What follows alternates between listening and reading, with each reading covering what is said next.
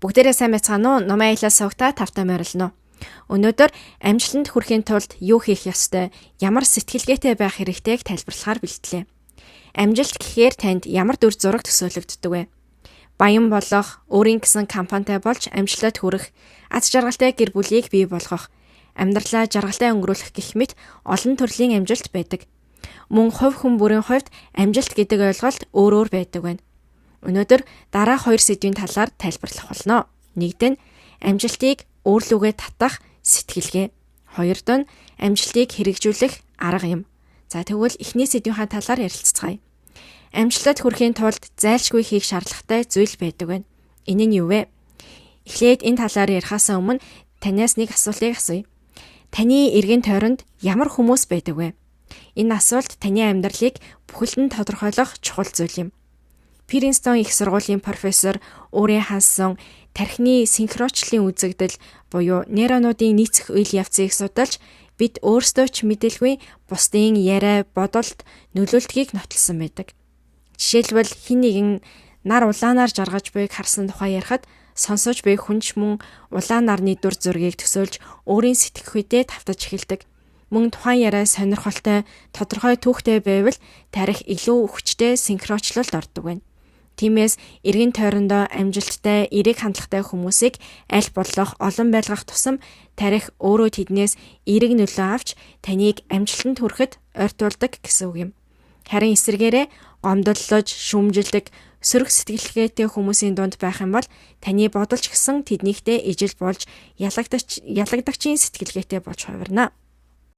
Японд улаанаар будвал улаан болно гэдэг зөвлөг байдаг байна. Хэрв та амжилттай явахыг хүсвэл амжилттай явах хүмүүсийн дэргэд байх хэрэгтэй. Учир нь таны тарих аяндаа тэдний сэтгэлгээ, дадал зуршлыг хулбарлаж өөрийн мэдээлгүй та амжилтанд хүрэх боломжтой болно. Олон алдартай судлаачид энэ талаар ижил төстэй үзэл бодолтой байдаг байна. Жишээ нь Альберт Бандура докторийн нийгмийн суралцах онол гэдэг номонд амжилттай хүмүүсийн яриаг сонсож үйлдэлийг нь дуурайх замаар сэтгэлгээ, зуршлыг нь хулбарлах боломжтой гэж дурдсан байна. Эллен Хатфилд докторийн сэтгэл хөдлөлийн халдварын онолд эерэг хүмүүсийн дунд байвал эерэг, харин сөрөг хүмүүсийн дунд байвал сөрөг бодолтой болдог гэж тайлбарласан байна. Энэ нь та ухамсаргүйгээр өөрийн мэдээлгүйгээр бусдын нөлөөнд автдаг гэсэн үг юм. Сайн ч бай, муу ч бай, бидний тарих бусад хүмүүсийн тарихтай синхрончлогдож нөлөөг нь хүлээн авч байдаг. Тиймээс тарихны синхрончлол гэсэн үзэгдлийг зөв ашиглаж чадвал та амжилтад хүрэх хамгийн хурдан замыг олох боломжтой гэсэн үг юм. За одоо үүнийг шинжлэх ухааны талаас нь авч үзцгээе. Тархинд толон нейрон гэж нэрлэгддэг тусгай мэдрэлийн эсүүд байдаг байна. Эдгээр нейронууд нь бусдын үйлдэлийг хараад автоматар дуурайх хандлагатай байдаг. Энэхүү толон нейроныг анх Итали улсын эрдэмтэд сармагчин дээр илрүүлсэн бөгөөд хүн дээр ч мөн адил байдгийг тогтоогдсон юм. Ингээнээр хэлбэл бидний тарих өөрийн мэдээлгүйгээр бусдын үйлдэлийг хулбарладаг байна. Тиймээс YouTube, подкаст, Audible зэрэг платформоор амжилттай яваа хүмүүсийн яриаг сонсох төдийдөл тарих өөрөө тэдний бодол зуршлыг автоматар хуулж эхэлдэг. Хэрв та амжилттай хүмүүсийн үзэл бодлыг давтан сонсвол таны тарих тэдний сэтгэлгээ зуршлыг аажмаар хүлээн авч далд ухамсардаа амжилтад хүрэх хүсэл эрмэлзлийг шингээж эхэлнэ. Энэ үзэгдэл нь нейропластик буюу тархины уян хатан байдал болон priming effect буюу өдөөлтийн нөлөө гэх тархины онцлог шинж чанартай холбоотой юм. За тэгвэл тархины уян хатан чанар гэж юу вэ? Тархи нь гадны өдөөлтөөс шалтгаалan бүтээц үйл ажиллагаагаа өөрчлөх чадварыг хэлдэг. Жишээлбэл анх удаа төгөлдөр хур тоглож эхэлсэн хүн хуруунуудаа хүсснээрээ хөдөлгөж чадахгүй. Гэхдээ олон дахин давтан сургуулилт хийснээр тархины холбогдох мэдрэлийн хэлхээ бичиж хуруу нь илүү чөлөөтэй уян хатан хөдөлж эхэлдэг. Ингээнээр хэлбэл хүн багтаа эсвэл шинээр юм хийх үед анхандаа хэцүү санагддагч давтах тусам тарих дасан зохицож энгийн мэд хүлээн авч сурах чадвар нь нэмэгддэг байна. Үүнийг тархины уян хатан чанар гэж хэлж байгаамаа. Тэгвэл priming effect гэж юу вэ? Priming effect гэдэг нь өмнө нь хүлээн авсан өдөөлт буюу мэдээлэлээс болж тухайн хүний үйлдэл ухамсаргүйгээр бусдын нөлөөг авах үзэгдэл юм. Жишээ нь ажлаа хараад гэрлүүгээ харж явах замдаа Солонгос хоолны газрын самбар дахь Дактор Британий зургийг харав. Дараа нь гэртээ хараад гэрийнхэн нь оройн хоолнд юу идмээр байна вэ гэж асуухад санамсаргүйгээр тагтуритан идмээр байна гэж хариулжээ. Энэ тохиолдолд тэр хүн юу идэхээ урьдчилан төлөвлөөгүй байсан ч харааны мэдээллийн улмаас шийдвэр нь өөрчлөгдсөн гэсэн үг юм. Мөн тархины уян хатан чанар болон прайминг эффектийг ашиглан амжилтад хүрэх боломжтой гэж олон эрдэмтэд үздэг байна. Амжилттай хүмүүсийн яриаг сонсох эерэг орчинд байх нь таныг аяндаа амжилт руу чиглэсэн үйлдэл хийхэд хөтөлнө. За тэгвэл 2 дахь сэдвтэ орцгоё. Амжилтыг хэрэгжүүлэх арга. Бид тархины синхрочлалын нөлөөг хэрхэн ашиглаж бодит амьдралд хэрэгжүүлэх хэрэгтэй вэ? Энд нэгэн чухал зүйл бий. Ямар ч хэрэгтэй мэдээлэл байсан хэрв танд сонирхолтой санагдахгүй бол нөлөө нь бага болно. Жишээ нь хэн нэгэн би мундаг хүн, би баян хүн, надад их мөнгө бий гэж ярихад та ийм хүнээс суралцъя гэж бодгоо. Эсвэл өөр нэг хүн бусдыг байнга шүүмжилж, гомдлож байдаг бол та тэр хүний үгийг сонсоод илүү жаргалтай болж чадах уу? Мэдээж үгүй. Таны тарих ямар ч мэдээллийг хүлээн авч ухамсаргүйгээр бусдын нөлөөнд автдаг гэдгийг ойлгох хэрэгтэй. Тиймээс ямар төрлийн хүний яриаг сонсох вэ гэдгээ сайтар бодох хэрэгтэй байна. YouTube юм уу подкаст сонсохдоо өөрт сонирхолтой санагдсан, өөрийн ихтгэл үнэмшилтэд нийцэх амжилттай хүмүүсийн яриаг сонгох, таныг урамшуулж, ухаарал өгөх контентуудыг үзхийг хичээгээрэй. Ингэснээр тарих амжилттай хүний сэтгэлгээ, үйлдэлийн хэв маягийг өөрт шингээж, таны зуршил үйлдэлд эерэг нөлөө үзүүлэх болно.